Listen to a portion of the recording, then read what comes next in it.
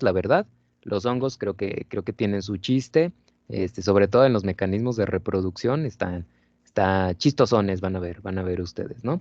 Pero bueno, vamos a comenzar entonces a hablar de hongos. Muy bien.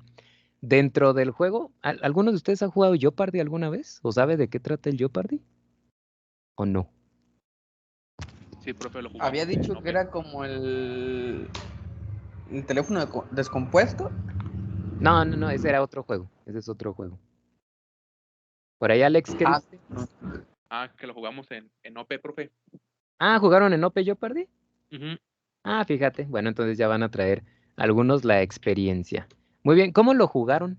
Tengo curiosidad. Eh, Puso las categorías de las preguntas Ujú, y los puntos y ujú, nos dividió por equipos es que él nos deja de tarea ejercicios en equipos. ujú. Entonces formó los equipos y pues eran por puntos extra. Y pues ya decía el número del equipo y él mismo elegía a un integrante de ese equipo para que Ok. eligiera y respondiera. De Ujú. esta Ah, manera, ya, ya, ya. pues, jugamos. ¿Y si no respondía, se las ponía mal o qué? Pues teníamos un tiempo y sí, nos quitaba puntos. Los puntos que valía la pregunta, Se los no, re- restaba. no recuerdo si los restó o no los dio. No me Ujú. acuerdo muy bien, pero algo así. Es que sí, cuando él lo hace, creo que normalmente Lo se los resta. baja. Ajá, los resta. Sí, lo Los restó. restó. Ah, bueno, vamos a jugar algo parecido. Va a cambiar un poquito ahí la dinámica, pero sí, sí, sí, básicamente va a ser algo similar, ¿no? Algo similar. Muy bien, muy bien. De hecho, estoy pensando así como qué dinámica podemos utilizar. Pero bueno, el juego va a consistir, son 5 categorías, efectivamente. Vamos a tener 5 equipos, ¿no? Sus equipos de papas chilosas y eso, si quieren, ¿no? Son 5, ¿no? COVID, papas chilosas y todo eso. Sí, según recuerdo yo son 5. Entonces pueden usar los mismos equipos ya para esta actividad. Las 5 categorías es así como de todo un poco de la presentación. No les pregunto técnicamente mucho de la estructura celular, sino más bien a partir de esto de hongos. Y hay una categoría de hongos, de protozoarios y una de algas, ¿no? Son 5 preguntas de cada uno. Entonces viene en un tablero de 5 por 5, es decir, son 25 preguntas y todos vamos a responder las 25 preguntas. Todos, todos, todos, ¿no? Entonces va a cambiar un poco la dinámica a lo que hicieron allá con Pepe. Pero bueno, en esencia el juego pues es el mismo, ¿no? En esencia. Ya les iré comentando seguramente mañana un poco más a detalle. Entonces, si son equipo, pues yo recomiendo que algunos se especialicen en hongos, otros en algas, otros en protozoarios, para que puedan pues responder rápidamente, ¿no? Yo creo que sería lo mejor porque sí, efectivamente es a contrarreloj. Y lo vamos a hacer yo creo por equipos y responderla por equipo en un chat, algo por el estilo, algo así. Sí, pero bueno, ya les comentaré el día de mañana bien las reglas, ¿no? Como sea, pues vamos a ver de qué va a tratar, ¿no? Obviamente, no podemos hacerlo si no primero vemos el tema. Muy bien. Miren, este es otro acomodo del árbol filogenético en eucarias, ¿no? Nosotros lo veíamos anteriormente de esta forma. ¿Sí ven mi pantalla, verdad? ¿No lo están viendo? Ah, ok, muy bien. Entonces, el acomodo era así, ¿no? Como más lineal y veíamos cómo surgían algunos organismos, pero con el avance, obviamente, de la secuenciación de organismos, ya no solamente del RNA ribosomal, sino de todo el genoma, etcétera, nos hemos dado cuenta que el árbol filogenético en eucariotas en realidad tiene esta forma que nosotros vemos aquí, donde difícilmente decimos que es un árbol filogenético enraizado. ¿Eso qué quiere decir? Que nosotros lo enraizamos, es decir, tomamos como referencia dentro de los organismos eucariotes el momento en que un organismo procariote, es decir, una bacteria, seguramente una proteobacteria, hizo endosimbiosis con una célula de este tipo eucariota y entonces generó la mitocondria, ¿sale? Entonces, eso es lo que tomamos nosotros como referencia, aparentemente, ¿no? Donde sucedió, bueno, donde ocurrió este suceso, y suceso histórico en cuestión evolutivo. De ahí entonces surgen diferentes organismos, ¿no? Desde este punto. Aquellos organismos que si nos vamos a la izquierda, vemos que además de sufrir ese proceso de obtención de la mitocondria, también poco tiempo después obtienen lo que es el cloroplasto, una endosimbiosis primaria, ¿no? Directamente, ya una célula con mitocondria resulta que vuelve una endosimbiosis con una cianobacteria y obtiene entonces el cloroplasto. De ahí surgen organismos como las plantas, las algas verdes o las algas rojas, ¿no? Este tipo de organismos. Todos ellos son directamente, todos tienen clorofila A, que es la clorofila que evidentemente tiene las cianobacterias, ¿no?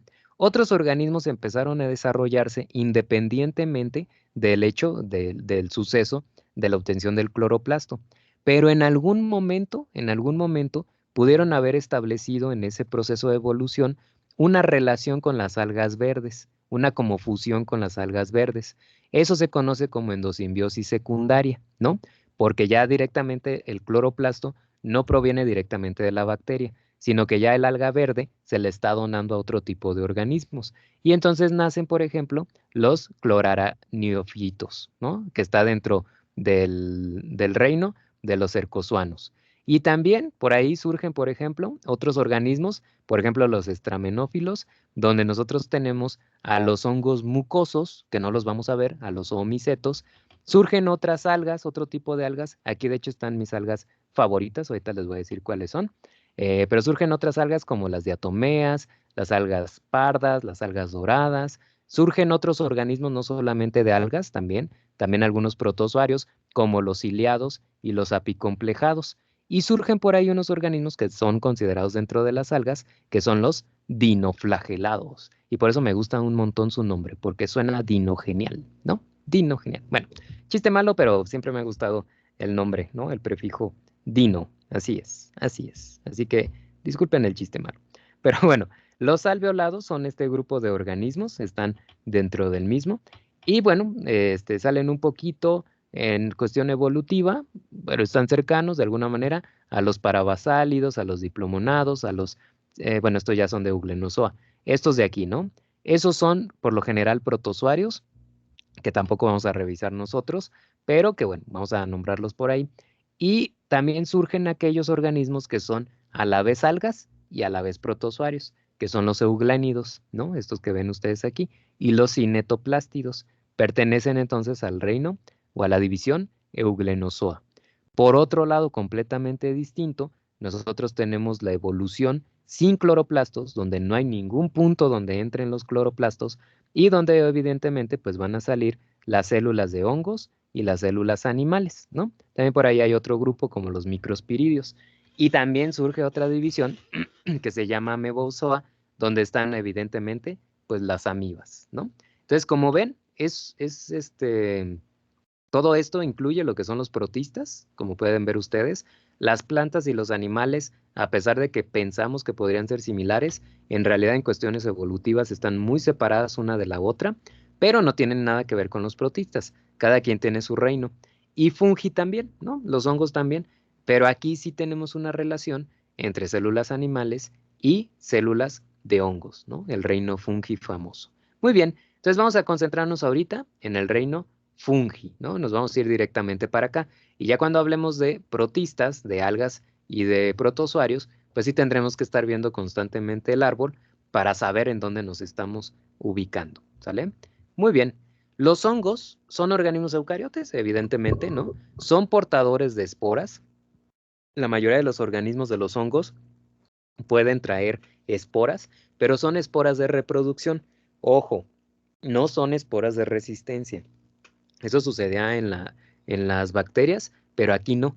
Aquí sí hay esporas, son porque son sistemas de reproducción de los hongos. Y ese de hecho es uno de los principales problemas de los hongos porque contaminan todo esas esporas, ¿no? Su nutrición siempre va a ser por absorción. No tienen clorofila, no existe ningún hongo fotosintético para que si algún día leí en algún lugar que decía el hongo fotosintético, no hombre, casi me da cáncer de ojo, ¿no? No existen hongos que lleven a cabo fotosíntesis, ninguno. Y se pueden reproducir de forma asexual o sexual, ¿no? Y nosotros vemos ejemplos de hongos aquí en las imágenes. Como ustedes pueden ver, este sería un hongo, o el inicio de un hongo filamentoso, donde vemos células una tras otra ya unidas en un filamento, ¿sale? Eso ya empieza a generar una estructura multicelular, la verdad, hablando de los filamentos. Aquí tenemos otro tipo de hongos, ¿no? Que en este caso sí son hongos unicelulares, como ustedes pueden observar. De hecho, yo creo que más bien este es como la espora de uno de esos hongos filamentosos. Y luego tenemos a las levaduras, que también encontramos dentro de este tipo de organismos, ¿no? Que por lo general son ovaladas y como ven ustedes tienen ahí como unas pequeñas cicatrices. Ya les comentaré que son esos como chipotes o cicatrices que tienen las levaduras, ¿sale? Muy bien, esto me lo salto porque ya en la cuestión evolutiva pues ya mencionamos esto. ¿Dónde viven normalmente los hongos? Hábitat diverso, puede haber algunos acuáticos de agua dulce, difícilmente va a haber marinos, para eso existen los hongos mucosos, que son hongos marinos, pero que nuevamente no vamos a ver, y de hecho no son clasificados dentro de fungi. Los hongos mucosos pertenecen a los protistas, ¿no? Son como tipo protozoarios. Entonces, los hongos que pertenecen a fungi, por lo general son acuáticos de agua dulce o terrestre, y de hecho la mayoría son terrestres, ¿no? Crecen en el suelo o materia orgánica en descomposición, y por eso les llamamos saprófitos. Estos hongos son buenísimos para degradar la materia orgánica en descomposición. Por lo general, pueden sintetizar celulasas, semicelulasas, proteasas, ligninasas, etcétera. Todos esos polímeros tan complicados que son difíciles de digerir en la mayoría de los casos, los hongos los pueden metabolizar, ¿no? E incluso hasta los pueden llevar a mineralizar, es decir, hasta obtener átomos de carbón. Esa es la capacidad de los hongos. Por eso se dice que en un apocalipsis probablemente los hongos sean aquellos que puedan sobrevivir, ¿no? Los únicos, porque pueden vivir a base de lo que sea. ¿Por qué creen que les creció el hongo de su pared, ¿no? De la pared de su casa. Imagínense, si crecen ahí, pues pueden vivir pues casi cualquier cosa, ¿no? Eso ni siquiera es orgánico. Bueno, debe tener algo orgánico por lo que ellos puedan vivir en la pared, ¿no? Estoy viendo si no tengo algún honguito en mi pared también, pero bueno, parece que ahorita no. Muchos son parásitos de plantas, de humanos. Esto pues obviamente tiene un alto impacto económico porque también algunos de ellos pueden llegar a ser patógenos, ¿no? Algunos hongos pueden llegar a hacerlo. Pero por lo general, lejos de ser más bien patógenos, más bien como que intentan establecer relaciones beneficiosas con otros organismos, ¿no? En el caso de los hongos no vemos tanto eso de que afecte, te genere una enfermedad y que más bien sean como, como parásitos, ¿no? Como es el caso de los protozoarios. Los protozoarios sí, totalmente son parásitos, ¿no? Y bueno, son quimiorganótrofos. Todos ellos son quimiorganótrofos y no requieren mucho para vivir, ¿no? Evidentemente, ¿no? O sea, con cualquier cosa ellos pueden crecer. Muy bien. En cuestión estructural, los hongos, todos los hongos tienen pared celular, pero esta está compuesta por quitina. La quitina, en realidad es N-acetil de glucosamina, es un polímero, como ustedes pueden ver, polimerizado a partir de esta unidad, ¿no? Como ustedes pueden observar, ahí tenemos el grupo amino, un átomo de carbono, carboxilo, CH3, y acá pues varios grupos hidroxilos, ¿no? Son entonces unidades repetidas de lo mismo y que generan tipos de microfibrillas que protegen obviamente a la membrana celular de la célula. Muy bien, la quitina nosotros ¿dónde la tenemos?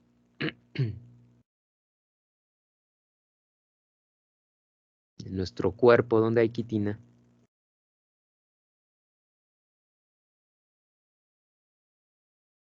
¿No? ¿Nunca han visto productos de belleza con quitina? ¿No la conocen para nada? Sí me Ah, suena. sí. Sí, creo que creo que son shampoos, ¿no? Ajá, sobre todo en los shampoos. La quitina forma parte de lo que es el cabello, la estructura del cabello, ¿no? Entonces, cuando nosotros decimos, ah, es que mi cabello está bien fuerte y hasta se jalan, ¿no? Se jalan así el mechón, pues quiere decir que los niveles de quitina están correctos, ¿no? Es fuerte su cabello, definitivamente. Y cuando se nos empieza a caer el cabello, pues quiere decir que entre varios otros problemas, pues también falta quitina, ¿no? Y por eso muchos productos, yo he visto shampoos, como bien dice por ahí Pedro. He visto cremas de peinar, geles, los se ponen, pues a veces como que nada más se pone una cremita en el cabello, ¿no? No sé, pero se le ha visto a Acondicionador. veces. Ándale, el acondicionador. Normalmente traen quitina, o algunos de ellos traen quitina, y es para eso, para tratar de fortalecer un poco el cabello, ¿no?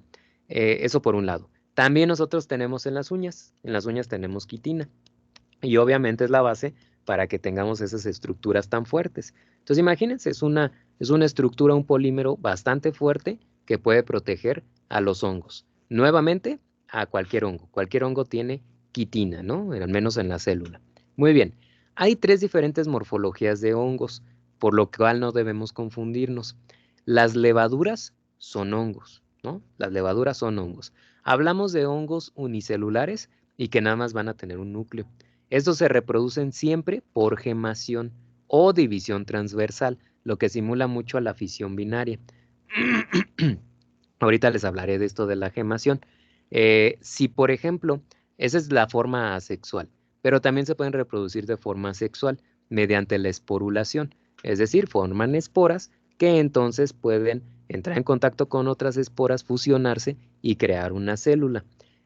Son obviamente más grandes que las bacterias, ¿sí? Son esféricas u ovoides y no tienen sistema de movimiento, es decir, no tienen ni cilios, ni flagelos, ni pseudópodos, no tienen nada, no se pueden mover, dependen del medio donde ellas estén, ¿no? Totalmente de ellas.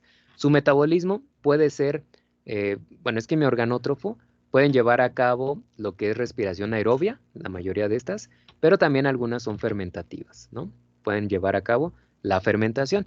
Y bueno, pues ahí está Saccharomyces cerevisiae, ¿no? El claro ejemplo de la fermentación alcohólica. Ahí la tenemos. Entonces, esta es la estructura clásica incluso de una célula eucariota, ¿no? El núcleo, sus cromosomas, las levaduras pueden ser haploides o diploides, el citoplasma tiene sus mitocondrias, aparato de Golgi, etcétera. Y además nosotros vemos la pared celular de quitina, ¿no? La membrana celular, ahí está también, y la pared celular. Ahora, por lo general yo en las levaduras alcanzo a ver algo como esto, que ustedes, si se fijan, les dije, son como pequeños chipotes. Aquí las teníamos, ¿no? Esos chipotes que ustedes ven ahí, en realidad son cicatrices que le ha dejado el proceso de gemación.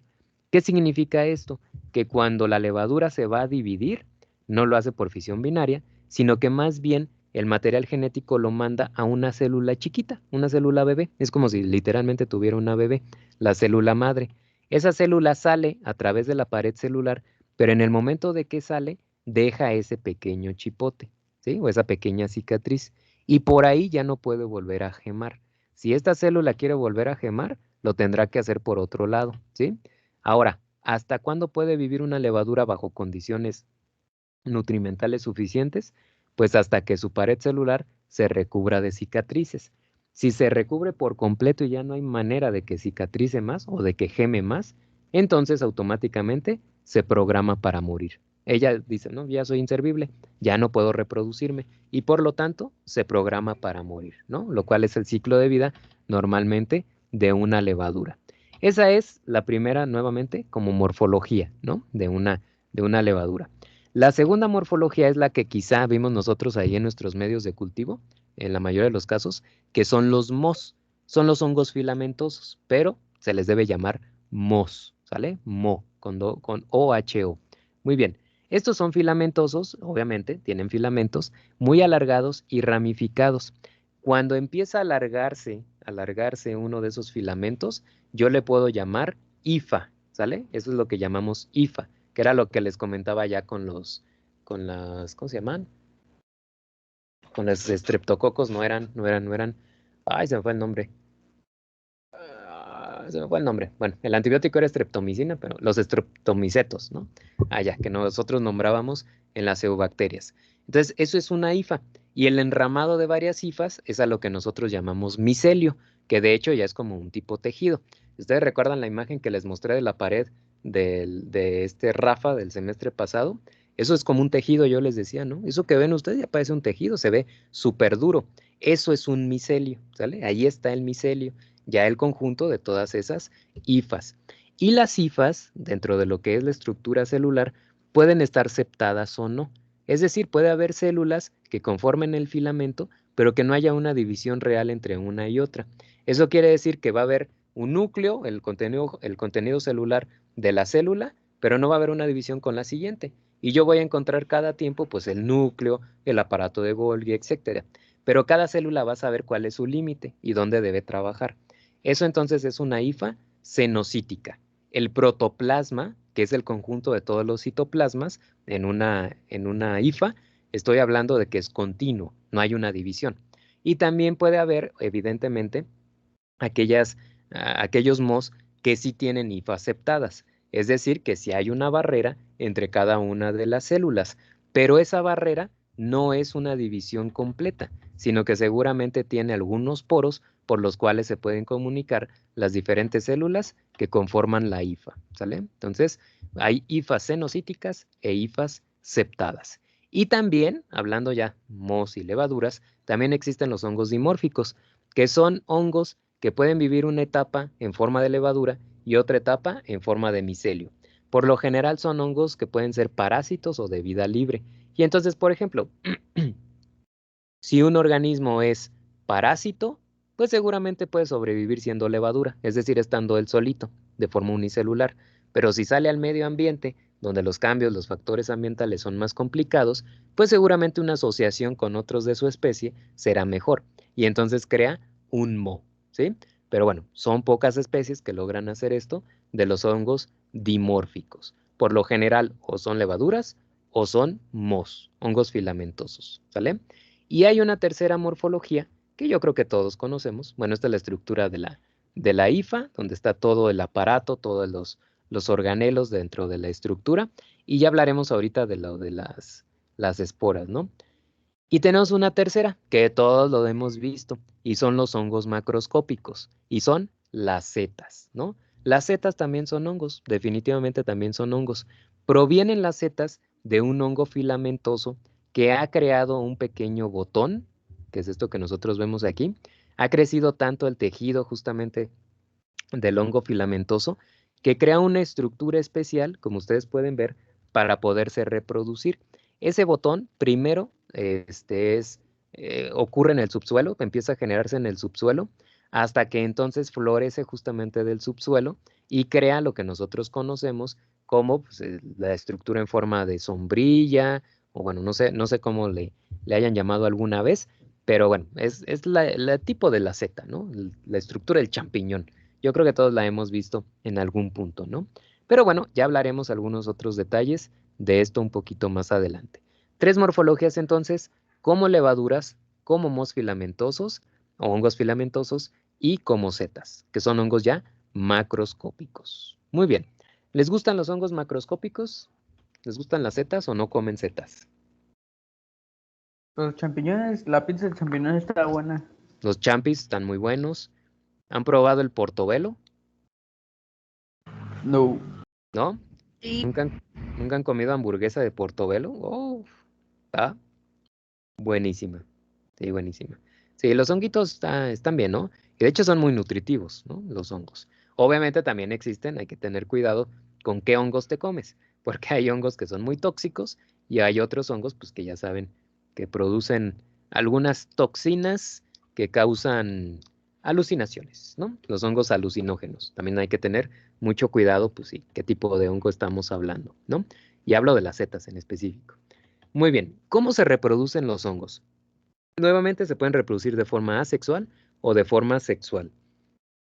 Si es de forma asexual, ujú, si es de forma asexual, hay varios mecanismos. La primera es como un tipo fisión binaria, ¿no? Eso digo, no hay tanto problema.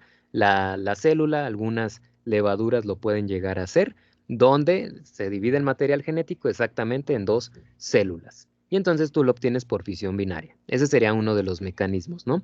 La otra, por ejemplo, sería una constricción central, ¿no? Y eso puede ser, es lo que llamamos por fragmentación. En lugar de hacerlo de una forma vertical, la célula lo hace de una forma horizontal. Puede suceder en los hongos, pero es más común la gemación, que ya les comentaba yo, en el caso de las levaduras, donde se separa una pequeña celulita, como una célula hija, a partir de una grande. Pero también va a la par de la mitosis. Y finalmente el tercer mecanismo es mediante la formación de esporas, esporas asexuales, que provienen de un proceso de mitosis y la división celular, ¿no? Pero generando obviamente este tipo de esporas. Muy bien. ¿Cómo se pueden dar o qué tipo de esporas nosotros podemos tener? Ojo, son esporas asexuales, no sexuales, porque también existen las esporas sexuales. Entonces, estas solamente son asexuales. Si yo hablo de un hongo filamentoso que simplemente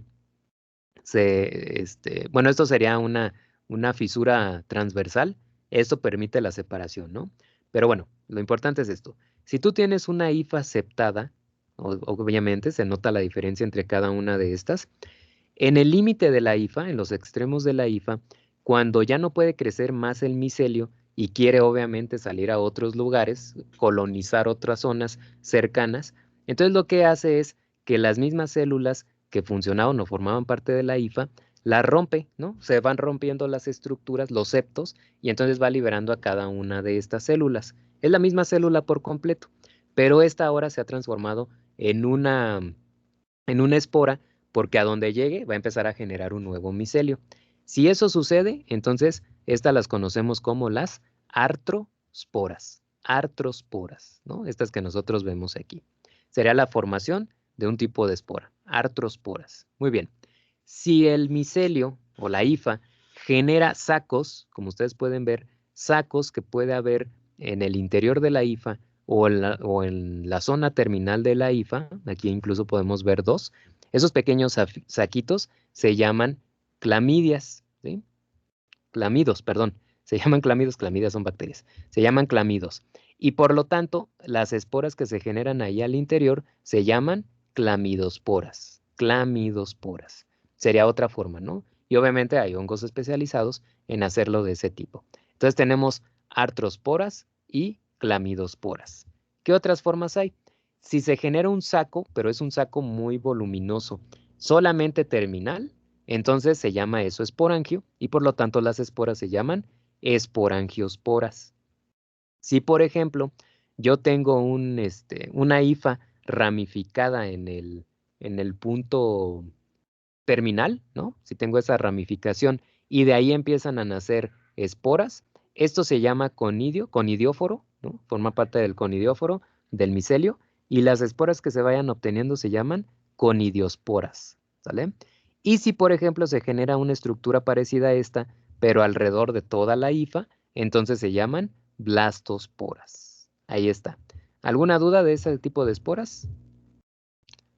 Artrosporas, clamidosporas, esporangiosporas, conidiosporas y blastosporas. ¿Dudas? ¿No?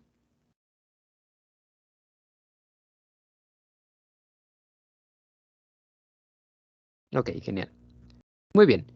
Eso por la parte asexual, pero en la parte sexual, ¿no? También nosotros tenemos la fusión de núcleos compatibles. Ahora, aquí no podemos decir que haya espermatozoide o óvulo, ¿no? Para poder hacer la relación directa, sino que pues, debemos tener solamente gametos compatibles, ¿no? Y aquí por lo general, en el caso de los hongos, le llamamos más y menos, para decir que son compatibles, ¿no? ¿Cuál es el macho, cuál es la hembra? Ya ustedes definen, ¿no? El más o el menos, como ustedes quieran, no pasa nada, simplemente son compatibles, es indistinto, no hay ningún problema con ello. Hay hongos filamentosos que se pueden autofecundar, es decir, que dentro de su mismo micelio tienen gametos positivos y negativos que pueden ser complementarios y generar una nueva, ¿no? Una nueva hifa. Eso es reproducción sexual dentro del mismo micelio. Esa especie se denomina homotálica, ¿sale? Y hay otros que no pueden hacerlo de esa manera, sino que todo el micelio es positivo o es negativo. Y entonces necesitan entrar en contacto con el micelio compatible para poder reproducirse. Esa será una especie heterotálica, ¿sale? Entonces hay hifas o hay micelios, no sé, como lo quieran llamar, filamentosos, homotálicos y heterotálicos. Los homotálicos se pueden autofecundar, los heterotálicos no se pueden autofecundar, sino que necesitan de otro micelio para que esto pueda suceder, ¿sale? Pero bueno, vamos a ver ejemplos ahorita para que quede esto un poquito más claro, ¿no? Un poquito más sencillo. Muy bien. Ok, nosotros tenemos entonces dentro de las divisiones de los hongos 5 diferentes, o bueno, son 4 subdivisiones y una extra que ahorita les voy a decir por qué la tenemos, ¿no? Tenemos a Chytridiomycota, sería la primera subdivisión en el reino fungi, que también les llamamos quítridos, los organismos quítridos. Tenemos a Zygomicota, que también les llamamos zigomicetos. Tenemos a Ascomicota, que también les llamamos ascomicetos. Y tenemos a Basidiomycota, que también les llamamos basidiomicetos, ¿sí? Cualquiera de los dos nombres es correcto. Y además hay un quinto que no estamos muy seguros cómo funcione, que son deuteromicota o los deuteromicetos, ¿no? También les podemos llamar de esta manera. Muy bien, vamos a ver cada uno de estos grupos así de forma muy general para saber qué características como grupo tienen cada uno de ellos, ¿no? A diferencia de las bacterias, donde cada grupo que vimos era muy variado en características, acá no. Acá más bien los grupos van a estar muy cercanos en características, ¿no? Los nombres que nosotros vayamos viendo. Muy bien. El primer grupo entonces son los quítridos o Chytridiomycota. Aquí los organismos más comunes o géneros representativos no son tan conocidos, la verdad. Yo no los conocía antes de ver, por ejemplo, en esta presentación, pero aquí está Alomyces, Blastocladielas, Colomomices, Physoderma, Syncytium, ¿no? Nuevamente, no son organismos tan conocidos, ¿no? Por nosotros. Digo, sí son estudiados, pero por nosotros quizá no los ubicamos mucho que digamos, ¿no? Son hongos de lo más sencillos.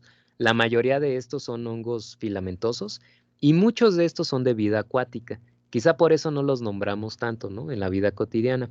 Pero bueno, el hecho de que sean acuáticos hace que generen un tipo de espora sexual que solamente encontramos en las algas, ¿no? Bueno, en las algas y ahora en los quítridos, que se llama zoospora. La zoospora es una célula pequeña, que tiene un flagelo. Y es el único punto donde nosotros podemos ver un flagelo en los hongos, en la espora de los quítridos, ¿no? Entonces es una manera fácil de reconocer un quítrido. El hecho de que si genera zoosporas, entonces hablamos de que es un quítrido, ¿no? A final de cuentas. Y bueno, ese se puede mover mediante un movimiento en latigazo, se puede desplazar. La mayoría de estos hongos son saprófitos y nuevamente existen o la mayoría de estos viven en medios acuáticos. Algunos pueden ser parásitos de plantas acuáticas y de animales acuáticos, ¿no? Pueden vivir a través o a partir justamente de ellos, o obviamente también de la descomposición de estos organismos en los medios acuáticos. Por eso decimos que son saprófitos. Pueden ser unicelulares, pero como les decía, la mayoría de ellos son filamentosos, entonces te llegan a generar un tipo de micelio. Y además, como todos los hongos, pueden degradar celulosa y otros como queratina. Muchos, por ejemplo, pueden degradar mediante sus enzimas el exoesqueleto de los crustáceos, ¿no? Eso que ustedes normalmente conocen o ven ahí en la playa, esos pedacitos. ¿Sí han visto? ¿Han ido a la playa y ven así como pedacitos de un cangrejo o algo así? ¿Sí o no? Sí. Luego se ven ahí, luego a veces hay tenacitas o el resto de una patita o algo así. Ese tipo de estructuras, estos hongos pueden vivir en ellas, ¿no? Pueden degradarlas y por eso es que quizá nos llegan fragmentos, ¿no? Ahí cuando llegan a la playa. Entonces los quítridos, nuevamente, son este tipo de hongos que pueden ser tanto de vida acuática dulce como también salada, ¿no? Obviamente en los océanos, pero están cercanos o muy cercanos a las playas, ¿no? Este tipo de hongos. Y bueno, la zoospora solamente en el medio acuático se puede mover, en un medio terrestre no lo puede hacer, ¿no? Muy bien, entonces, aparte de las esporas asexuales, ya vemos que los quítridos forman una espora de tipo sexual, que es la zoospora. ¿Qué significa eso? Que esa zoospora debe tener un carácter positivo o negativo y debe encontrar otra zoospora para poder reproducirse, ¿no? Si no, obviamente no lo va a hacer. ¿Cómo es la reproducción? La fusión de las células y la fusión del material genético, ¿no? Eso pues ya más o menos nosotros lo podemos identificar. Muy bien. ¿Dudas acerca de los quítridos o Chytridiomycota?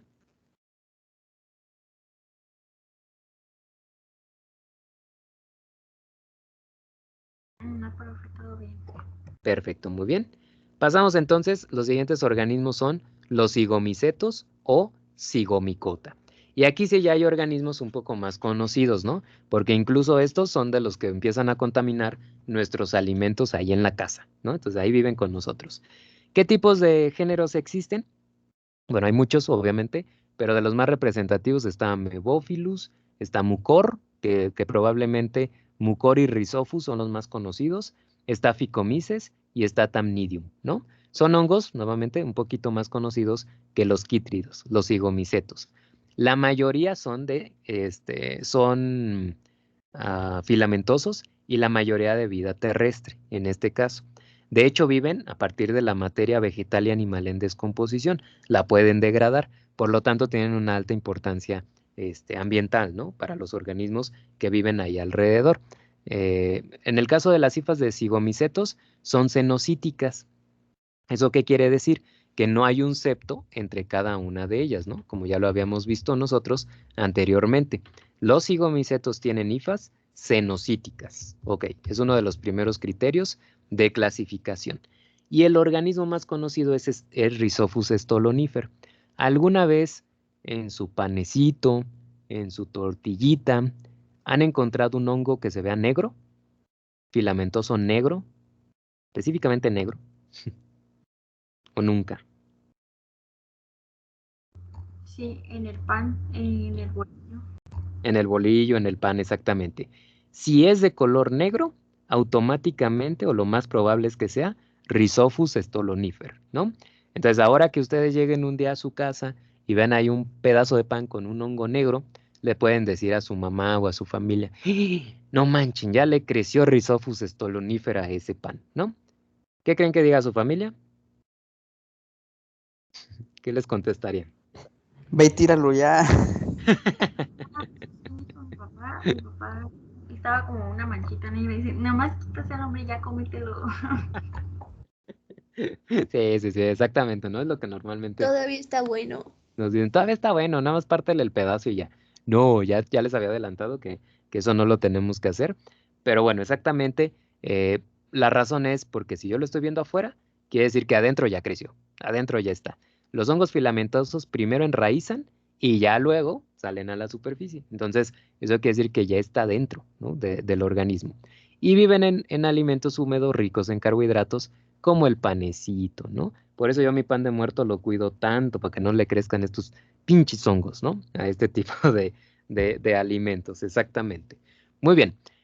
Nuevamente, son organismos cenocíticos, son hifas, micelios que crecen ahí y que lo hacen al interior del pan, sobre todo, absorbiendo los nutrientes. Algunos permanecen firmes, ¿no? En la superficie y además producen las esporas negras. Por eso les digo, si es negro, automáticamente es Rhizophus, ¿no? Se pueden reproducir de forma asexual, ¿no? Eso no hay ningún problema. Y si es de forma sexual, ellos utilizan esporangios para poderse reproducir. Eso quiere decir que las esporas asexuales de estos organismos son esporangiosporas, ¿no? De Rhizophus en este caso, si es de forma sexual. Pero también pueden comenzar la reproducción de tipo sexual, ¿no? También lo pueden llegar a hacer, reproducirse de forma sexual. De forma general, los hongos, las algas también, e incluso los protozoarios, si tienen activos la reproducción asexual y sexual, cuando haya condiciones favorables, se van a reproducir de forma asexual. Y si se limitan esas condiciones favorables, entonces ahora cambian a la reproducción de tipo sexual. Es cuando ya están obligados para hacerlo, ¿sale? Entonces es una regla también como general. Ok, Rhizophus además, digo, no solamente nos afecta en contaminar nuestros panecitos, sino que también se usa en la producción del tempe, que es soya hervida y pelada, ¿no? Bueno, se come más en el Medio Oriente, más que aquí en México, en América, ¿no? Pero bueno, sí tiene una aplicación este organismo, ¿no? Ok, nosotros tenemos aquí nuevamente a Rhizophus stolonifer. Vemos ahí claramente el micelio y cómo van saliendo algunas de las hifas justamente del organismo que ya está enraizado en el pan, ¿no? Eso quiere decir que yo tengo ya dos hongos aquí. Entonces, como ven, uno de los micelios, todas las células son cenocíticas, pero son positivas, y en el otro caso, todas son negativas. Tenemos dos micelios diferentes, ¿no? Si es condiciones favorables, se van a reproducir de forma asexual mediante esporangiosporas. Cuando se rompe el esporangio, liberan las esporas que pueden llegar a otra zona del pan o a otro lado y empezar a germinar, ¿no? Empiezan a germinar generando una nueva o un nuevo micelio. Bueno, eso ya está, ¿no? Ahora, si el pan se empieza a agotar, y se empieza a acabar el panecito, y ellas quieren seguir reproduciéndose, entonces viene la reproducción de tipo sexual. ¿Cómo lo hacen? La única manera es que las dos hifas o que hifas de los micelios estén cercanas unas con las otras. Si no están cerca, no va a poder suceder la reproducción sexual. Y obviamente el hongo no se mueve, ¿no? Está fijo, no se puede mover. Entonces, salvo que estén juntitas, viene el proceso de reproducción sexual. Recuerden, uno es positivo, el otro es negativo. Eso quiere decir que son complementarios. Si las dos fueran positivas, son especies heterotálicas, porque no pueden autofecundarse. Si las dos fueran positivas o las dos negativas, no podría venir el proceso de reproducción.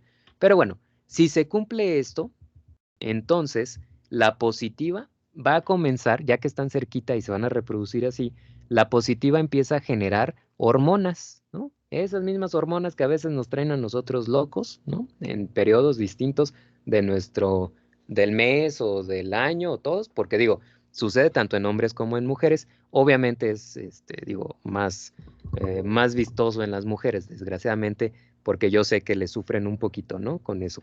Pero bueno, el chiste es de que empiezan a generar hormonas, la parte positiva, que va a provocar en la negativa, en el otro, en el que es complementario, que también empiece a secretar hormonas. Y esas hormonas van a ayudar a que se genere esta protuberancia en alguna parte de la hifa, ¿no? Son cenocíticas, no hay división, no es como que una célula lo esté generando, sino que ocurre dentro del micelio, hasta que éstas se dan un beso, ¿no? Parece como que se van a dar un beso y ahí está, ¿sale? Se van a fusionar esas dos protuberancias, gracias nuevamente a las hormonas, ¿no? Esto se llama progametangia, una vez que se han fusionado ambas. Y una vez que eso ha sucedido, ¿ok? Se empieza a generar, a través de las dos hifas, empiezan a generar una cubierta alrededor de esa progametangia. Esto ya se conoce como gametangia. Y cuando esto se está generando, uno de los núcleos, o de pues sí, de los núcleos que nosotros tenemos en la hifa positiva, va a migrar hacia la zona central. Y uno de los núcleos también de la negativa va a migrar a la zona central, para entonces fusionarse ambos núcleos. Y entonces se genera lo que se conoce como cigoto. Esa es la fertilización, ¿no? Y ahí ya pasó la reproducción de tipo sexual. Cuando ya se han fusionado, entonces se completa esa pared que se estaba generando entre ambos, que entonces, aquí la tenemos ya bien definida, esa pared que ya se ha generado, y entonces esto es lo que se conoce como cigospora, ¿sale? Proviene de los cigomicetos, por eso se le llama cigospora. Y la cigospora, así como la zoospora, son esporas sexuales. Las otras, las esporangiosporas, eran de tipo asexual, ¿sale? Entonces, para tener bien la división entre esporas sexuales y asexuales. Muy bien, ya que tengo yo la cigospora, esta sufre un proceso de meiosis, ¿no?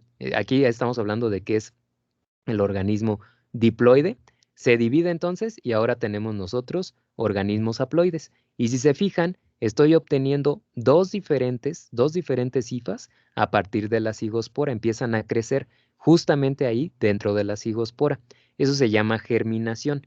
Obviamente el peso, cuando esto empieza a crecer, el peso va a provocar que caigan, ¿no? Que caigan de ahí donde están reproduciéndose, van a caer al pan y entonces comienzan a enraizar, ¿no?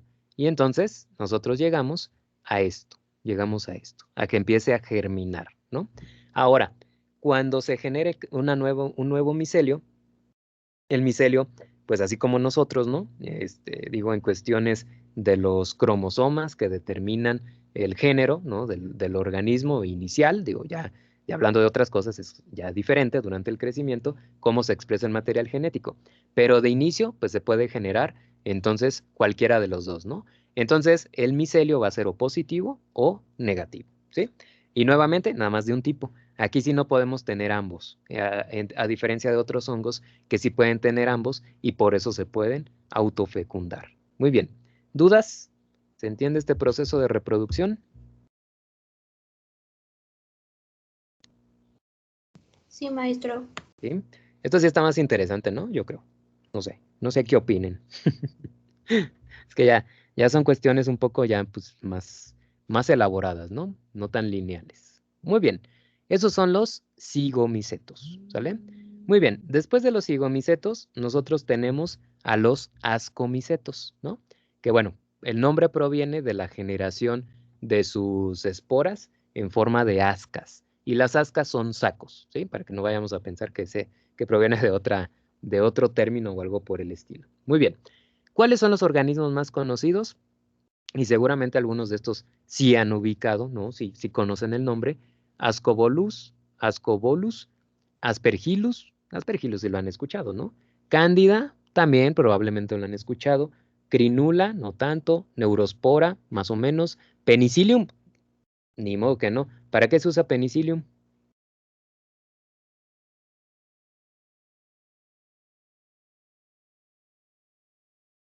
¿A qué suena el nombre? Suena penicilina, ¿no, profe? Ujú. Entonces es el organismo que sintetiza la penicilina, ¿no? Penicillium, de ahí el nombre. Muy bien.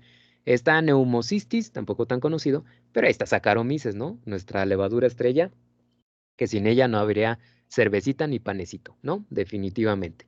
Saccharomyces. Ok, como ven entonces, hay hongos filamentosos dentro de Ascomicota o Ascomicetos, pero también hay levaduras, también podemos tener levaduras. Estos son importantes ya que son los encargados de degradar compuestos muy, pues, ¿cómo les diré? Muy complejos como la lignina, la celulosa y colágeno, parecido a lo que veíamos también con los quítridos en el medio marino o con los zigomicetos en el medio terrestre, ¿no? También lo pueden hacer. Por eso también, pues muchos van a ser saprófitos. Como les digo, no hay mucha diferencia ya entre los hongos, pero la mayoría de estos son de diferentes tonalidades o de colores. Aquí vamos a encontrar rojos, pardos, azul verdosos, blancos, etcétera. Si ustedes van a su panecito echado a perder, a su tortilla echada a perder, y ven un hongo negro, ese era un cigomiceto. Pero si lo ven verde, si lo ven blanco, ¿de qué otros colores le salió? ¿Nada más? Como ¿Le salió morado, ¿no? como morado?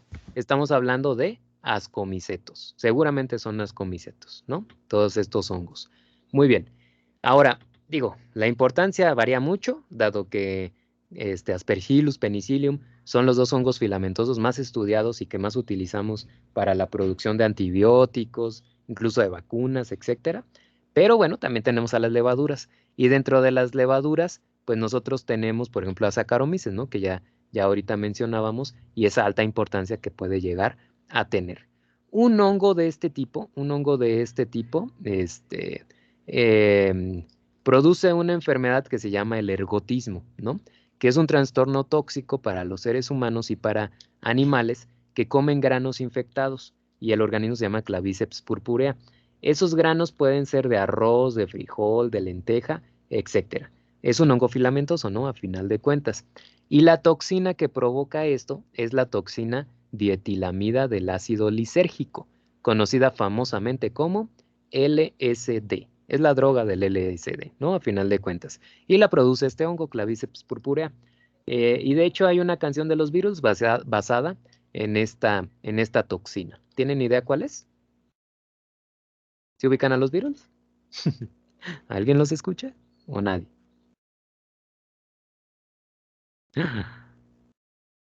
¿Nadie escucha a los Beatles?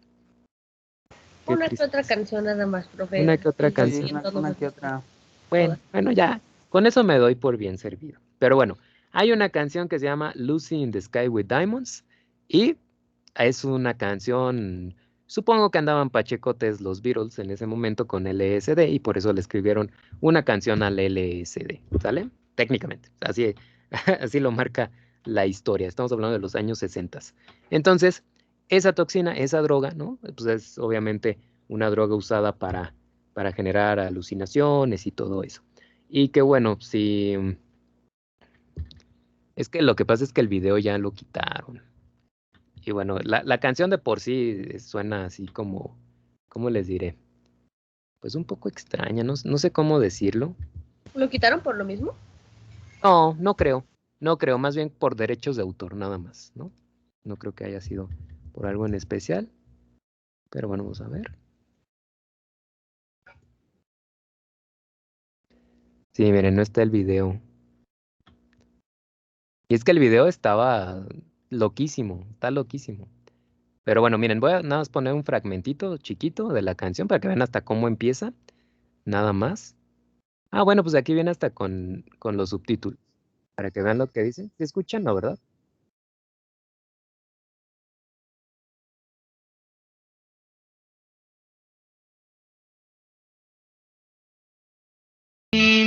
Ok, ¿sí la escuchan? Sí, profe. Sí. Ok. Sí. Perdón por el sonido, digo, ahí va. La voy a dejar correr un ratito y nada más.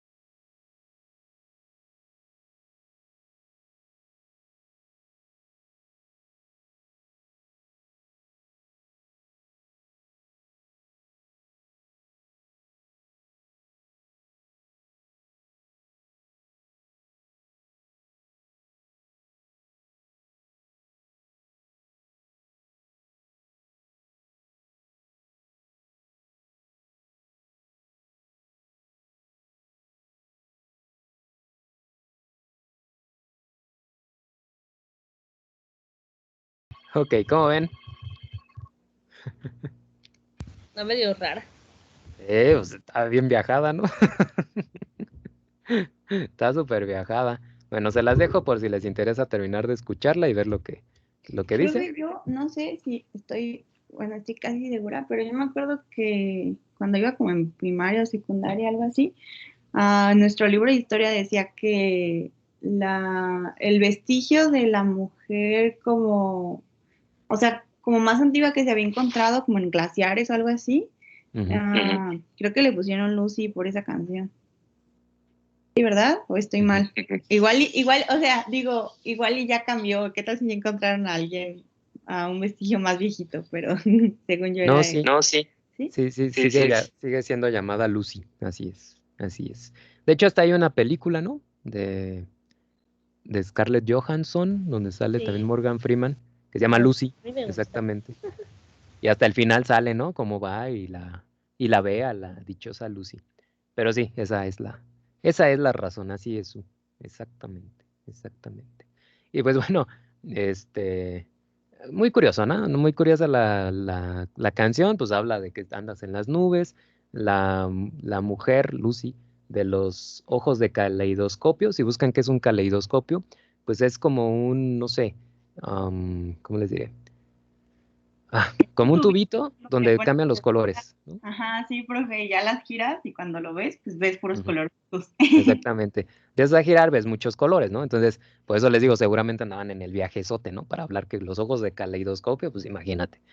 Entonces, pues ya. Digo, a mí me encantan los Beatles y la canción también me gusta mucho, pero pues por eso les comparto un poco. No todas sus canciones son así, para que, digo, los escuchen más, porque yo creo que es una herencia musical muy bonita, ¿no? Muchas canciones de los Beatles. Pero bueno, ya, en gusto se rompen géneros. Esa canción, pues está bien loca, ¿no? Y nuevamente, pues es un honor, le hacen honor al LSD. Bueno, estaban chavos, ¿no? Hay que dejarlos, estaban chavos en ese momento y pues le entraban, así que pues ya, su problema, ¿no? A final de cuentas. Y bueno, aquí está. Este es Clavíceps purpurea, creciendo en un grano, ¿no? Una representación, y este es el famoso LSD, ¿no? Esta es la estructura del LSD. Ahí como ustedes la pueden ver, el dietilamida del ácido lisérgico. Muy bien. Eh, pero bueno, eso hablando de un hongo filamentoso, ¿no? También está Penicillium, también está Aspergillus. En el caso de las levaduras, sabemos, ya se los había comentado, que se reproducen por gemación, dejando una cicatriz en la madre al poderse separar de la misma, ¿no? Y los que son filamentosos tienen hifas aquí, septadas o tabicadas, ¿no? A diferencia de los cigomicetos, es una forma de diferenciarlos. Aquellos eran cenocíticos, estos son septados, ¿no? Estos organismos. Muy bien. Cuando nosotros hablamos, déjenme ver, ok, cuando hablamos de un organismo filamentoso, ascomiceto filamentoso, muy bien. Nosotros, como ustedes pueden ver, al igual que los anteriores, son homotálicos. Eso quiere decir que tú tienes una espora positiva o un micelio positivo y uno negativo, ¿sale? Bajo condiciones ambientales que ellos pueden sobrevivir sin ningún problema, ellos entonces van a sintetizar sus esporas. Sin ningún problema, sintetizan esporas. Pero cuando las condiciones no son favorables, entonces necesitan la reproducción de tipo sexual. Ok, ¿qué sucede en este caso? La estructura que va a ayudar para la reproducción sexual de parte de la espora positiva se llama ascogonio y la estructura que funciona por parte de la negativa se llama anteridio, ¿no? Que son nombres, órale, trono de lluvia, que son nombres que se parecen mucho a lo que nosotros vemos en las estructuras de plantas, ¿no? Algo nos hacen por ahí recordarlos, ¿no? Y bueno, nosotros vemos ahí hifas que pues obviamente no llevan a cabo la reproducción y otras que sí la llevan a cabo. Muy bien, ¿qué sucede en este proceso?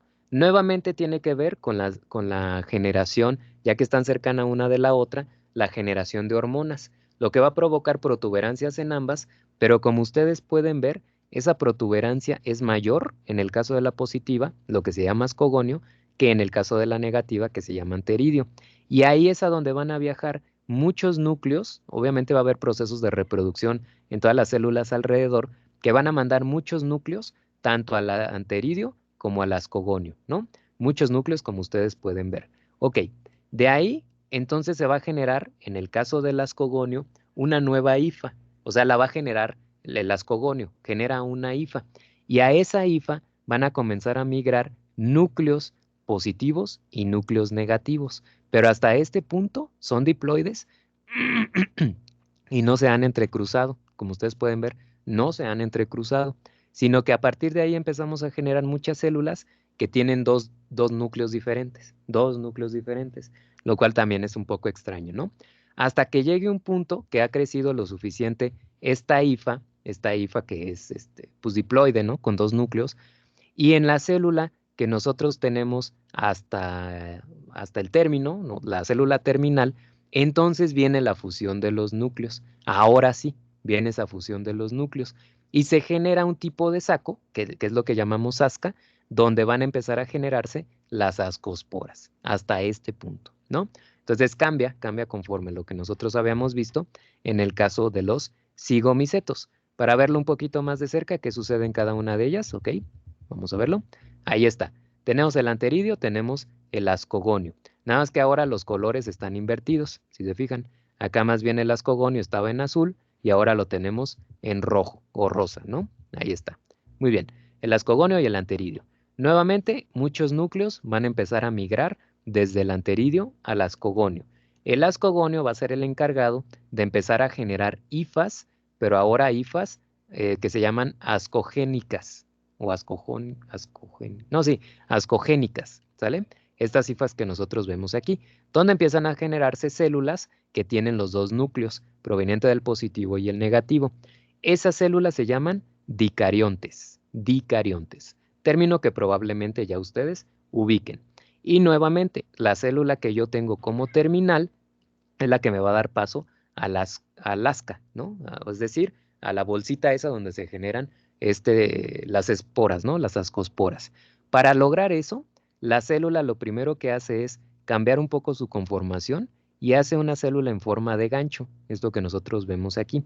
Ahí, en esa misma célula, va a ocurrir un proceso de mitosis de los dos núcleos por separado, de tal manera que vamos a obtener nosotros el gancho ahora con 4 núcleos, estos ya de tipo haploide. Esta se va a aceptar, entonces aquí se acepta y acá se acepta, de tal manera que nosotros vamos a tener una celulita solamente positiva y una solamente negativa, pero la que queda hasta arriba es la célula madre, pues sí, la célula madre del asca, por así llamarle, donde se va a generar bien el asca, y tiene a los dos núcleos. Hasta este punto, hasta ahorita, es cuando entonces se van a fusionar los núcleos, hasta este momento. Y esta es la reproducción sexual, ¿sale? Aquí, en este momento. Se genera el cigoto, que obviamente es diploide, ese cigoto, todos los núcleos eran haploides anteriormente, y ese cigoto va a sufrir dos procesos de meiosis, de tal manera que primero se duplica, va a ser tetraploide, y si sufre dos meiosis, entonces voy a obtener 4 núcleos haploides, que es llegar aquí, ¿no? Esos 4 núcleos haploides se replican y entonces se dividen. Entonces voy a obtener 8 núcleos haploides, que es esta parte de aquí, eso que vemos aquí. Y estos núcleos van a digamos, como empezar a generar una membrana alrededor de ellas, alrededor de los núcleos, que entonces va a traer como consecuencia la formación de las esporas. Si esto es el asca, entonces cada uno de ellos se llama ascospora. Y eso sucede en la terminación de cada una de estas hifas, ¿no? Ahora, en algún punto esto se va a romper, se van a perder estos dos y la célula que le sigue puede comenzar nuevamente el proceso desde aquí, en la formación del gancho, las mitosis, meiosis, bla, bla, bla. ¿Sale? Muy bien. Esa es la reproducción en ascas de un hongo filamentoso. ¿Dudas hasta aquí?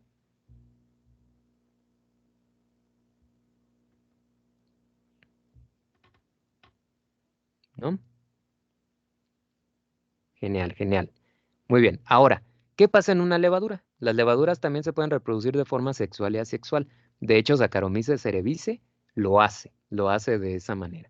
Muy bien. ¿Cómo le hace entonces para formar el asca, ¿no? El famoso asca, en el caso de una levadura? Ok, vamos acá. Ahí está. Ok. Cuando hablamos nosotros de Saccharomyces cerevisiae, a ver, déjenme ver nada más un pequeño detalle.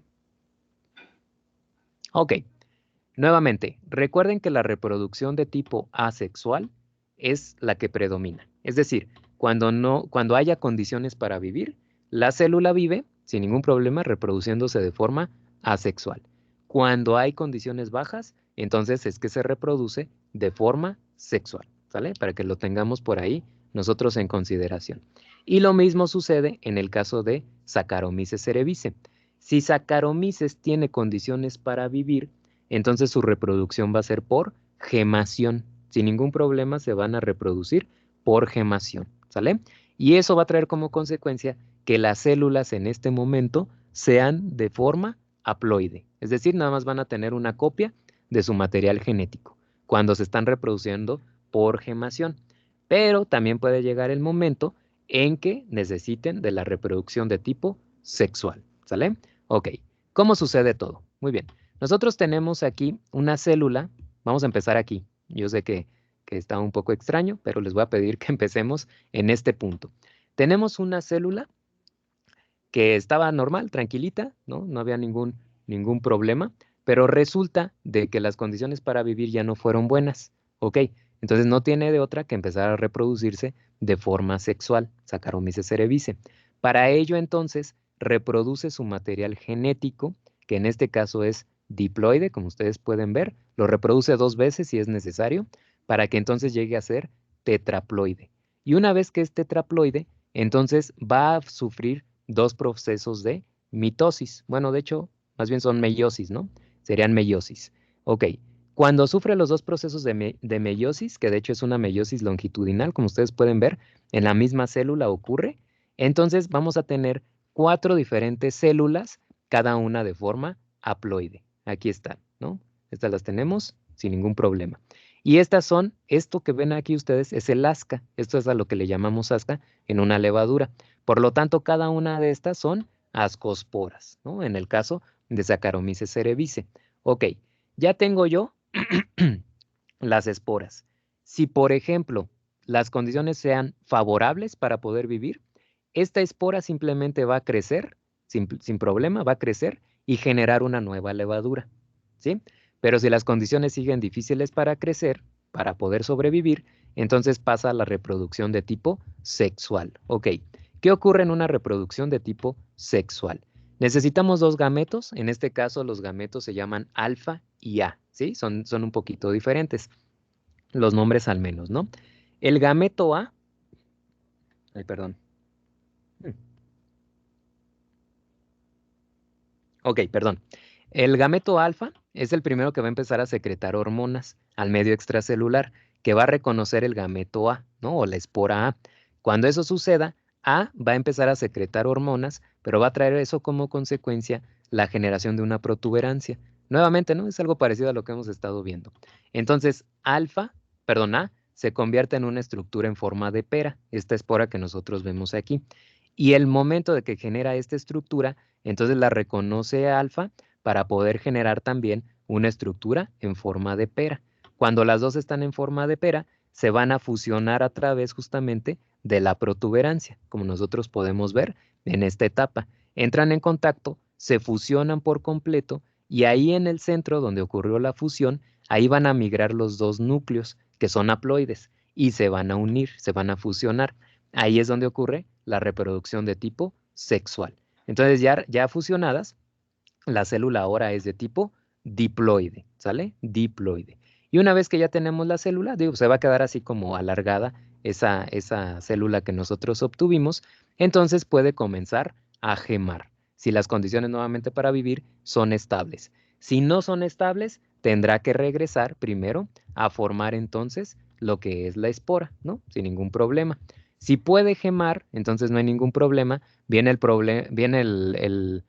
proceso de replicación de su material genético y la gemación, que es esto que nosotros vemos aquí, ¿no? Va acoplado a la mitosis, se separa una pequeña celulita a partir de la célula madre y entonces nosotros obtenemos la célula que después va a crecer y la célula que tiene ahora una cicatriz, ¿no?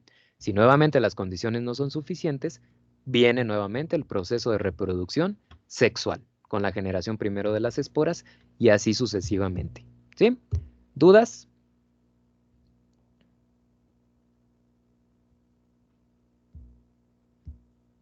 ¿Se entendió? Ok, excelente. Muy bien. Eso para Saccharomyces y bueno, en general más bien, para los ascomicetos, ¿no? Dentro de los basidiomicetos, en el caso de los basidiomicetos, digo, ya no son tan comunes. Nosotros a todos les llamamos champiñones, yo creo. Es lo más común.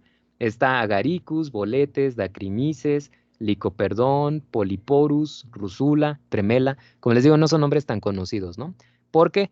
Porque pues normalmente nosotros decimos pues el champiñón o la seta, ¿no? Así le llamamos a todos. Son hongos en forma de masa, ¿no? Que es como pues sí, como un mazo, la estructura que nosotros vemos ahí, ¿no? Reciben su nombre de la estructura, ¿no? O la célula característica que es el basidio y que está implicado en la reproducción. Son saprófitos a base de celulosa, a base de lignina, como todos los otros organismos. Son terrestres, ya nosotros los conocemos. Muchos generan alcaloides, ¿no? Que pueden ser venenosos o alucinógenos, como también probablemente ya hemos escuchado. Y hay algunos, por ejemplo, como Cryptococcus neoformans, que puede generar un tipo de, ¿cómo se llama?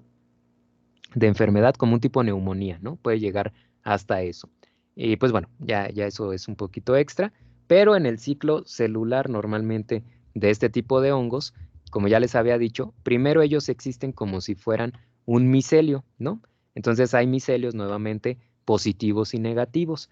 Si estos se encuentran en el proceso de reproducción sexual, entonces van a generar un micelio dicarionte, tal como lo vimos en los ascomicetos. La diferencia aquí es que no generan esporas en el asca, sino que más bien empiezan a generar la estructura primero del botón, como ustedes pueden ver, el botón que ahora sí va a sobresalir de la tierra. Este empieza a crecer considerablemente, lo que va a generar el tallo por completo. Y arriba va a generar un sombrerillo. Abajo del sombrerillo, por la parte posterior, hay laminillas. Y en esas laminillas, se conocen como basidios, es donde se generan las esporas. Ahí están. Y por lo tanto las esporas pues se llaman basidiosporas, ¿no? No tienen otro nombre que ese de aquí. No sé si alguna vez han agarrado un champiñón y lo han visto por abajo, ¿no? ¿No ven que tienen como unas laminitas? Así como muchas rayitas, ¿no? Ahí es donde se están generando las esporas, ¿no? En ese punto. Y bueno, en el basidio se generan nuevamente los núcleos que provienen desde el micelio dicarionte, ahí es donde se van a fusionar. Hasta este punto es que se fusionan y hasta este punto es que viene la reproducción sexual. Ahí entonces, una vez que se han reproducido, se empiezan a generar 4 meiosis para producir 4 núcleos haploides, que son las basidiosporas. Y posteriormente, estas esporas son liberadas, ¿no? Positivas o negativas, pero posteriormente van a ser liberadas. Y obviamente, pueden ser liberadas a través del aire, liberadas a través de insectos, etcétera, ¿no? Pueden ser diferentes organismos los que acarreen el llevar justamente estas esporas, ¿no? Pero bueno, eso es de forma general la reproducción sexual de los hongos, ¿no? Entonces, digo, suena extraño, pero cuando nosotros vemos una seta, quiere decir que es un hongo que se está reproduciendo de forma sexual, ¿no? A final de cuentas, así es, la verdad de las palabras, ¿no? Muy bien, esos son los 4 principales, las 4 subdivisiones principales de los hongos. Hay una quinta, que es Deuteromycota o los deuteromicetos, que en realidad son organismos que pertenecen a otros de estos, ¿no? O sea, a los ascomicetos, a los higomicetos, etcétera. Ahora, ¿por qué a veces los ponemos también dentro de esta división? Porque resulta que son hongos que parece que carecen de una fase sexual, que solamente se reproducen de forma asexual. Entonces, la forma asexual se llama etapa perfecta y la reproducción de tipo asexual se llama imperfecta. Por lo tanto, estos hongos, el Deuteromycota, significa que son los hongos imperfectos, es decir, que no se reproducen de forma sexual. Varios, son importantes porque varios son patógenos. Por ejemplo, el hongo del pie de atleta, ¿no? Es un hongo que solo se reproduce de forma sexual y por eso decimos también que es un deuteromiceto, pero algunos otros, pues como Penicillium, que ya dijimos el antibiótico de la penicilina, o la griseofulvina también, otros hongos a producir quesos, como el gorgonzola, el camembert, el roquefort, ¿no? Digo, se los han probado, pues sabemos que están buenos. El camembert es el que a mí me gusta más de esos. Y por ejemplo otros, como Aspergillus, que también era un ascomiceto, se utiliza para producir ácido cítrico, ácido glucónico, ácido gálico, bueno, muchísimas cosas, ¿no? Entonces, pues ahí es donde normalmente nosotros vemos a los deuteromicetos. Pero como no tienen una reproducción de tipo sexual, es por eso que los ponemos también dentro de esta clasificación. ¿Qué importancia tienen? Pues bueno, yo creo que ya lo hemos estado mencionando. Más de 90,000 especies de hongos, imagínense. Descomposición de materia orgánica compleja, ¿no? En el medio ambiente. Algunos realizan lo que son relaciones beneficiosas, por ejemplo, con las plantas. Entonces, por ahí se han escuchado hablar de las micorrizas. Estamos hablando de una relación de la raíz de una planta con un hongo filamentoso, ¿no? Por lo general es rizoides, mucorrizoides. Entonces, lo que hace, pues es el hongo le ayuda a darle ciertas cosas a la planta y la planta se la da también al hongo, ¿no? Es ahí un beneficio mutuo. Y muchos de ellos, pues, son importantes para producir productos como antibióticos, pan, vino, cerveza, quesos, salsas de soya, de tofu, etcétera, ¿no? Muchas cosas. Y muchos de ellos también pues, son herramientas de investigación molecular, ¿no? Como Saccharomyces, ¿no? Y pues bueno, ya nada más así como un extra en los hongos, viene una infografía de cómo hacer tu hormiga zombie, que es un hongo que se llama Ophiocordyceps. ¿Habían escuchado hablar de este hongo? No, profe. ¿No? ¿Nunca? No, la verdad no. Ok, aquellos que les gusta el Play, ¿nunca han jugado The Last of Us? Yo pensé que sí lo conocían. Ok, ¿qué hace este hongo? El hongo lo que hace es enraizar, pero en el sistema nervioso central de algunos insectos, ¿no? Y de hecho aquí vemos el crecimiento del hongo, aquí está. Este es el cuerpo fructífero del hongo. Y lo que hace es técnicamente raptar el comportamiento del organismo. Estás creando hormigas zombies o organismos zombies, ¿no? Y entonces lo dirige. Se alimenta el organismo constantemente, pero es porque el hongo le está diciendo que se alimente para que al momento de que entre el alimento, pues él lo pueda absorber y lo pueda metabolizar. Entonces, así es, así es. Bueno, si quieren leer la infografía, aquí está. La infección, la muerte del organismo, el crecimiento del hongo, etcétera, ¿no? Y bueno, es algo muy curioso. De hecho, no sé si hay alguna película de zombies basado en esto. No, la verdad es que no me ha tocado llegar a ese punto.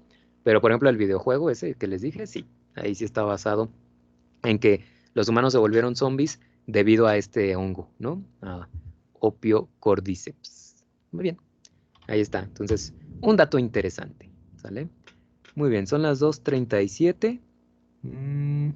Pues creo que le tenemos que seguir un poquito. Perdón, yo sé que ha sido demasiada información, pero sí avanzarle un poquito a las algas, ¿no? Sobre todo.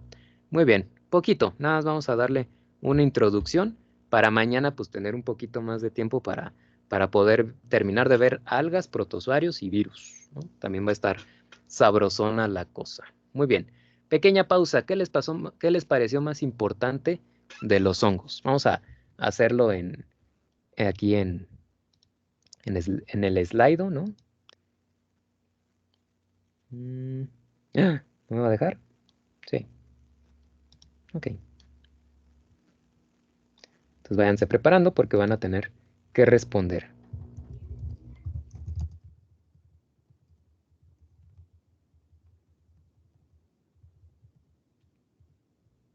Muy bien. Pueden sufrir, sí, pueden subir varias respuestas. No pasa nada. Ahí está.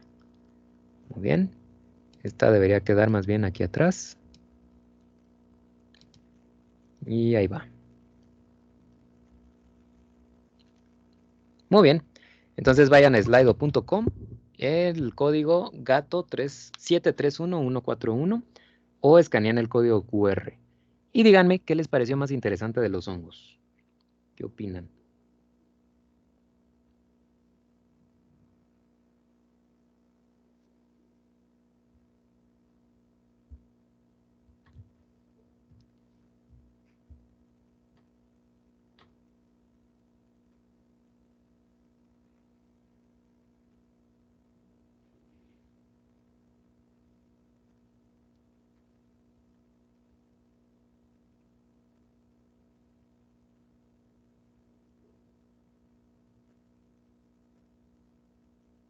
Muy bien. Ok. La reproducción, sí, ¿verdad? Tiene unos sistemas de reproducción muy extraños, algunos de estos organismos. Pero bueno, pues sí, definitivamente. El hongo zombie, el último hongo zombie. Bueno, veré, creo que hay un video, a ver si lo encuentro y se los mando para que lo puedan ver, ¿no? De estos de los hongos zombies, porque creo que hay hasta un documental, ¿sale? Que se pueden reproducir tanto sexual como asexualmente, ¿ok? Que se pueden reproducir solitos, que pueden crecer casi donde sea, exactamente. El hongo zombie, cómo infectan el pan, poco a poco van para seguirse reproduciendo, su facilidad de reproducción, el hongo zombie, camaradas, y cómo son los que van a sobrevivir a un apocalipsis. Por eso, ¿no? El apocalipsis zombie, pues ellos son los que lo van a provocar. Me pareció muy interesante que se consideran los organismos más evolucionados y que si hubiera un apocalipsis ellos sobrevivirían. Exactamente. Su reproducción, hongos heteros, ok. El hongo zombie, que unos hongos pueden ser comestibles, pero otros pueden ser dañinos. Muy bien, muy bien.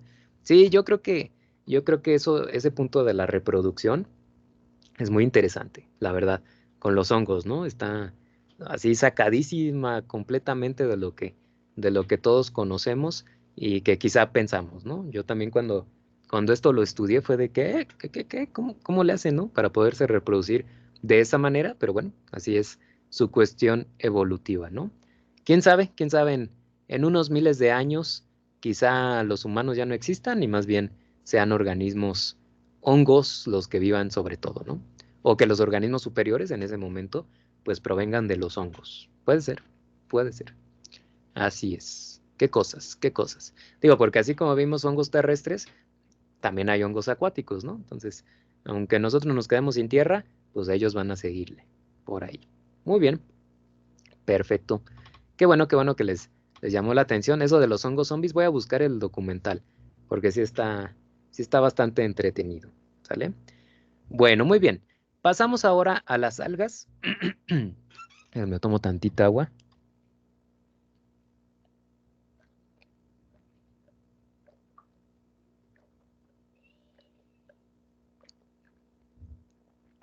Muy bien. Las algas entonces pertenecen a los protistas, algas y protozoarios. Forman parte del reino de los protistas, ¿sí? Entonces, ahí van a estar también los hongos mucosos, pero principalmente son algas y protozoarios, ¿no? Y ok, a pesar de que las algas verdes, por ejemplo, son muy parecidas a las plantas, en realidad sí hay una división entre ambas, ¿no? Y por eso una tiene un reino propio, el reino plantea o plantae, y en el caso de las algas, pues forman parte de lo que es el reino de los protistas, ¿no? Ahora, eso ha provocado el hecho de que estos organismos, digamos que todos son protistas, pero aquellos que tienen clorofila, bueno, cloroplasto, son algas, y aquellos que no lo tienen son protozoarios, ¿no? Casi casi es la forma de poderlos nosotros dividir. Pero en cuestión evolutiva, realmente se han separado muchísimo entre las mismas algas o entre los mismos protozoarios. De tal manera, como ya lo comentábamos, que las algas verdes y las rojas se parecen más a las plantas, y por ejemplo hay algas como los alveolados, como los dinoflagelados, que se parecen más a los protozoarios más representativos, que son los ciliados, ¿no? Entonces, sí están divididos, sí están por ahí repartidos entre toda esa división filogenética, ¿no? Hay algas que no se parecen para nada y hay algas que están relacionadas genéticamente entre sí, ¿sí? Entonces vamos a hablar de las algas de forma general, obviamente por grupos, los grupos más importantes de las algas y alguna característica general, así como lo vimos también con los hongos. En el caso de las algas, hablamos de los organismos eucariotes, que todas las algas poseen clorofila A. Todas las algas. Aquí sí, todas son fotosintéticas y son fotosintéticas oxigénicas. No hay ninguna que no utilice el oxígeno como aceptor de electrones. Todas, absolutamente todas. ¿Sale? Y bueno, así como vimos los hongos que ninguno llevaba a cabo fotosíntesis, las algas todas llevan a cabo fotosíntesis. ¿Sí? Sería la diferencia entre unas y a otras. Ahora, las algas carecen de un sistema conductor vascular desarrollado. ¿A qué vamos con esto? A que las plantas, por ejemplo, ya tienen un sistema vascular bien desarrollado donde ocurre el proceso de reproducción. Las algas, a pesar de que se parecen mucho a las plantas, en realidad no lo tienen como tal, y por eso es que las consideramos dentro de la microbiología. De hecho, sus sistemas de reproducción son muy sencillos comparado a lo que se esperaría de estos organismos, ¿no? Al menos. Su principal, perdón, su principal hábitat va a ser obviamente medios acuáticos y pueden ser en agua dulce, agua marina o agua salobre, es decir, el agua que nosotros tenemos por ahí en, no sé, encharcada, o el agua que incluso tomamos a veces, o algún estanque donde se alimenta el ganado, etcétera. Ahí va a haber algas, ¿no? Siempre va a haber. Si hablamos de las algas marinas, forman parte, son principal componente del fitoplancton, ¿no? El plancton está dividido en zooplancton y fitoplancton. Ya vimos que muchas bacterias forman parte de lo que es el zooplancton y que bacterias como cianobacterias forman parte del fitoplancton. Las algas también forman parte del fitoplancton, ¿no?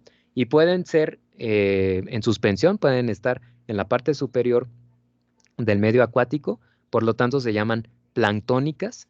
Pueden estar ancladas o en el fondo del mismo, en el suelo marino, y entonces se llaman bentónicas, o si están en la interfase, se llaman neustónicas, ¿sí? Este tipo de algas. Por lo general, crecen en ambientes muy húmedos, incluso puede ser en el suelo, por ejemplo, en un bosque, donde haya una gran cantidad de humedad, en las rocas, madera o en los mismos árboles. Ahí pueden llegar a crecer, no decimos que no. Y además pueden ser endosimbiontes de muchos organismos marinos, ¿no? Como protozoarios puede ser, algunos moluscos, gusanos y algunos corales. Ahí podemos encontrar nosotros a las algas principalmente. Son autótrofas, eso quiere decir que requieren de la luz, requieren de CO2. Algunas pueden ser quimioterótrofas, es decir, que obtengan su energía a través de un compuesto carbonado, ¿no? Como un carbohidrato, por ejemplo, un ácido graso. Pero todas llevan a cabo fotosíntesis. De una u otra manera, todas llevan a cabo fotosíntesis. La mayoría de las algas tienen flagelos. Evidentemente, si están viviendo en un medio acuático, en un medio marino, etcétera, pues necesitan moverse, ¿no? Necesitan una distancia, una profundidad donde ellas puedan recibir la luz y llevar a cabo la fotosíntesis. Por lo tanto, llevan siempre flagelos, ¿no? Pero bueno, vamos a ver que hay una distinción en los flagelos que por ahí traen por lo general las algas. Muy bien. En cuestión de estructura, la célula del alga eucariota tiene una pared celular, pero la pared celular es diferente entre los diferentes tipos de algas. Pueden ser de celulosa, de gilanos, de pectinas, mananos, de quitina, como si fuera un hongo, micelulosas, etcétera, ¿no? Es muy variable. Aquí no hay una sola pared celular que pueda representar a todas las algas. Además, se mueven nuevamente por flagelos, tampoco hay cilios, al igual que en los hongos. Bueno, en los hongos ni flagelos hay, pero no hay cilios, no hay presencia de cilios. Su membrana es la membrana típica de un organismo eucariote, pero en el interior del núcleo nosotros vamos a tener una estructura que se llama cariolinfa, ¿sale?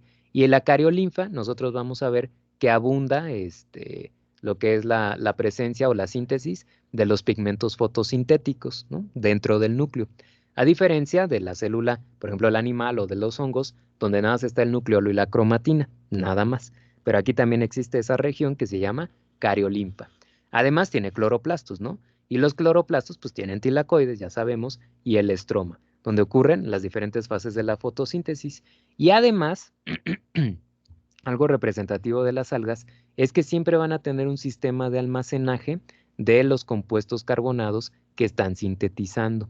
Eso se llama, o lo van a poner dentro del cloroplasto, y se llama pirenoide, que es una estructura que tampoco nosotros habíamos visto anteriormente, ¿no? Dentro del cloroplasto. Aquí está la morfología general de un alga unicelular, que les recuerda alguna caricatura o no. Es plancton. Es plancton, exactamente, Bob Esponja, ¿no? Es plancton, totalmente. El ojo sería el núcleo, ¿no? Y bueno, hasta tiene su pelito. Ahí está, con los dos flagelos. Muy bien, como pueden observar ustedes, está el núcleo, está, nosotros vemos las mitocondrias, ¿no? Ahí lo vemos, el aparato de Golgi, vacuolas para poder flotar, etcétera. Y vemos un cloroplasto único que recubre a toda la célula, ¿no? Como ven ustedes. ¿Por qué es tan importante que tengan ese cloroplasto tan grande? Pues el hecho es de que se alimentan o obtienen su energía a partir de la fotosíntesis, ¿no? Y bueno, esa es la razón del por qué es tan grande ese cloroplasto. Además, nosotros vemos que hay un punto, ¿no? Es como uno de los polos de la célula donde se anclan dos flagelos. Entonces, la mayoría de ellas tiene dos flagelos. Y bueno, los flagelos a veces tienen diferente función, ¿no? Y ahí donde se anclan los flagelos hay una vacuola contráctil, que es de la que va a depender un poco más lo que es el flotamiento de la célula, ¿sí? Si ella necesita cierta radiación, entonces va a flotar a esos niveles donde llegue esa determinada radiación solar. Muy bien. Y bueno, ¿qué tipo de geometrías o estructuras nosotros tenemos? Hay las unicelulares alargadas, como la que acabamos de ver, como el plancton de Bob Esponja. Hay unicelulares esféricas, como esta que vemos aquí.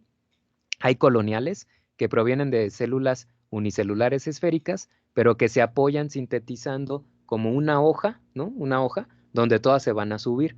Y ya, no es que se estén comunicando, simplemente las sintetizan para todas estar ancladas ahí, sobre todo cuando están flotando, ¿no? Hay también algas filamentosas, también septadas o cenocíticas, tal como lo vimos allá en los hongos. Hay algas que forman estas estructuras en forma de hoja o que también se les llama kelpos, esto que nosotros vemos, ¿no? Y es un alga a final de cuentas. Hay algas tubulares que ya forman estructuras así como si fuera pues casi una plantita y bueno, unicelulares pero coloniales, ¿no? Como ustedes pueden ver aquí. Estas, por ejemplo, yo creo que todas las hemos visto cuando vamos también ahí a la playa, que vemos una estructura. Yo la verdad siempre pensaba que eran plantas, ¿no? Cuando yo veía algo así, yo decía, mira, una plantita marina. Pues no, en realidad estamos hablando de algas, ¿no? Ustedes las pueden ver ahí, ya sea en el mar o en los acuarios, también es muy común verlas en crecimiento, ¿no? Este tipo de estructuras. Y bueno, la geometría o la estructura que tengan es a lo que llamamos talo o cuerpo vegetativo, ¿no? En el caso de las algas. Muy bien, vamos a dejarle entonces aquí ya demasiada información. Mañana seguiremos hablando de las algas, ¿no? De forma general, de cada uno de los grupos, todavía nos falta buen camino, y de los protozoarios. Y entonces también mañana, pues intentar hablar, a ver, ojalá que nos dé el tiempo, para hablar de los virus, ¿no? Si no, pues tendremos ahí que pasar parte de los virus al día viernes también. Ojalá que no lleguemos a ese punto. Pero bueno, todavía queda algo de camino por recorrer. Esta presentación ya se la subí, no me acuerdo.